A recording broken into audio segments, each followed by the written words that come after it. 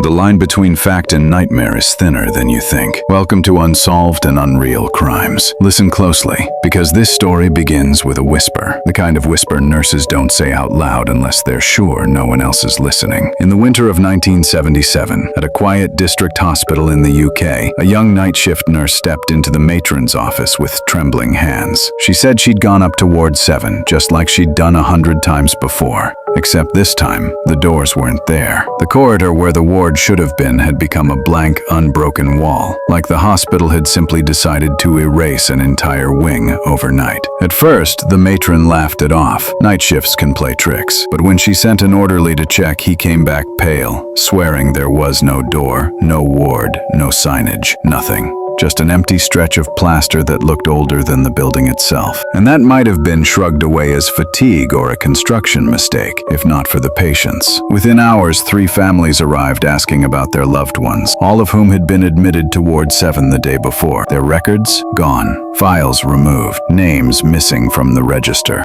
Even the beds that had been prepped were reassigned to other wards as if they'd never been touched. It wasn't just a missing floor, it was a missing history. When administrators were questioned, they insisted the hospital never had a Ward 7. They pulled out the official floor plans, clean, stamped, and updated.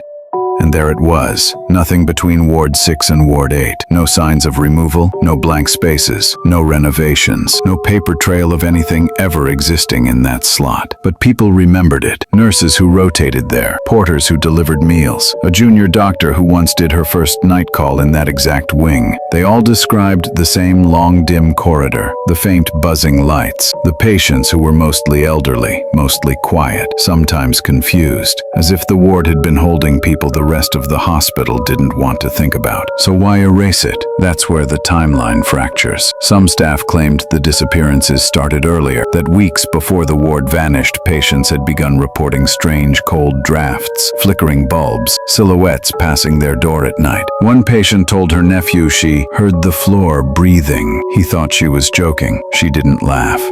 Then one day, the staff assigned to Ward 7 were scattered across the hospital without warning. A nurse was moved to pediatrics, a porter shifted to A&E, the junior doctor reassigned to maternity, none of them given reasons. And when they asked why, they were told it was routine restructuring. Routine restructuring that just happened to occur the day before an entire floor disappeared. And every person relocated has the same memory. Their old ward was sealed off while they were still on shift. But here's the detail that truly twists the knife. One nurse said she saw contractors arriving late at night carrying boards and tools, but no trucks, no paperwork, no signage. She blinked and they were gone. By morning, Ward 7 was a legend, or maybe a secret. When investigators and journalists pressed for answers, the hospital became a stone wall. They said the stories were exaggerations, misunderstandings, a kind of institutional mass hysteria brought on by stress. But the architectural records tell a different tale. Blueprints from the late 1960s include a 7th ward. A year later,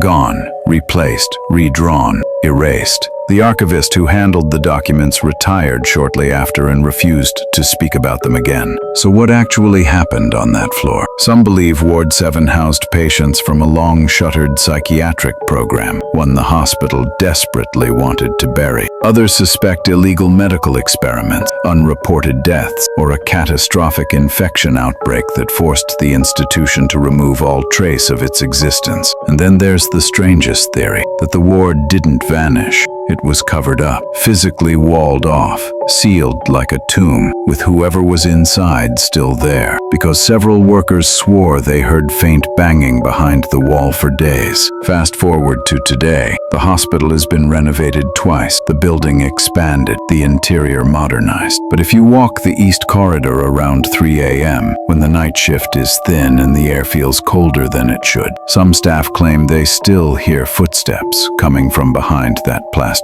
wall, slow, shuffling, uneven, as if someone or something is still walking the lost ward. The official line remains simple. Ward 7 never existed. The people who remember it, they're dismissed as mistaken. But memories don't vanish. Rooms don't disappear without a trace. And hospitals, more than any place on earth, know how to hide what they fear most. This case stays unsolved and unreal. I'm Peter Blaze. Catch you on the next one. Don't forget to like, share, comment, and subscribe.